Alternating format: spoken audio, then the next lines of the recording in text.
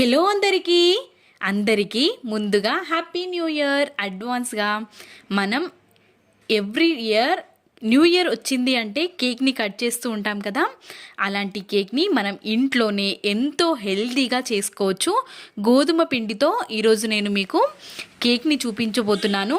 మనకు బేకరీ లాగానే స్పాంజీగా ఎంతో టేస్టీగా ఉండే ఈ కేక్ చాలా సింపుల్గా మనం ఇంట్లోనే ప్రిపేర్ చేసుకోవచ్చు.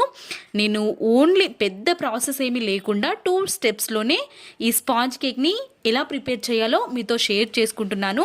మీకు ఫుల్ వివరంగా కావాలి అనుకుంటే ఈ వీడియో కింద లింక్ ఇస్తాను, ఒక్కసారి వెళ్ళి చూసేయండి.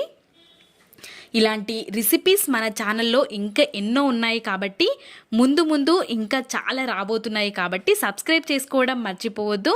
స్పాంజీగా ఉండే కేక్ రెడీ అయిపోయింది కాబట్టి మీకు కావాలి అనుకుంటే వీడియో కింద లింక్ ఇస్తాను.